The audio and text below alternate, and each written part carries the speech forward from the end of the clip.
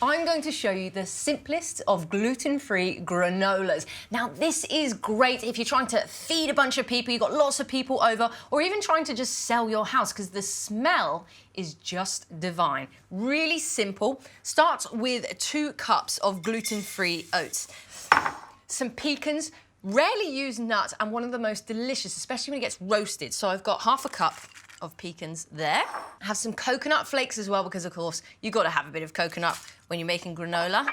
Some lovely dried apricots here. Now you can change up whatever kind of fruit you want, but these are just beautiful because you get a bit of that sweetness and fruit in there as well.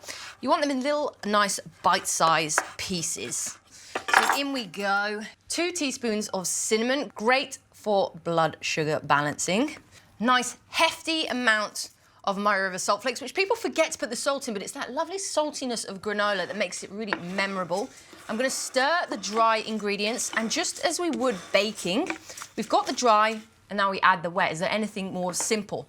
So I have 2 tablespoons of coconut oil just in there. We just want to bind it all together.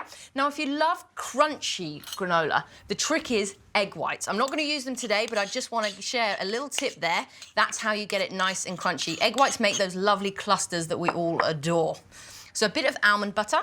Now, we need vanilla. We always need vanilla in our granola. Now, I have vanilla paste, which is gorgeous because it's very concentrated. So actually 1 teaspoon is 1 whole pod. Try and go organic when you can. It's a no-brainer, this one. So we want 1 tablespoon.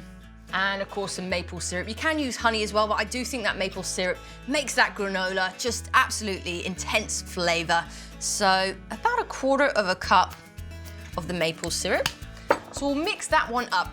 I have the oven on 150, which is quite low, because the thing with granola is there is quite a lot of natural sugars in there. So there is a tendency sometimes to burn. So you want to keep your eye on your granola, and you want to make sure that it cooks nice, low and slow. Wow, that already smells amazing. And when it gets in that oven, that smell is just going to hit the whole house. So up with our tray. And we want to just make sure it all has a bit of space. So kind of flatten it out a little, because we don't want it all on top of each other. Into the oven we go. For 10 to 15 minutes, I want you to just get it out, give it a bit of a mix, and then back in again for another 10 minutes. So in we go. Oh, such nice big clusters in there. Wonderful stuff. Now just a little bit there. Some almond milk, because it does need a bit of a milk base. I think granola, milk base, topped off with some lovely Greek yogurt. And of course, we need fruit, some lovely figs, but you can use whatever seasonally is around. Chop it up into little bits, or just make it nice and beautiful. Gonna have to try. I'm so glad that I used almond butter, because there is little clusters of that almond butter that is just, oh, it's to die for. It's fantastic. Like I say, you can feed an army with this, or you can just make a nice aroma in your house, put it in a jar, and whenever you fancy a little nibble, you could eat it by itself. Absolutely delicious.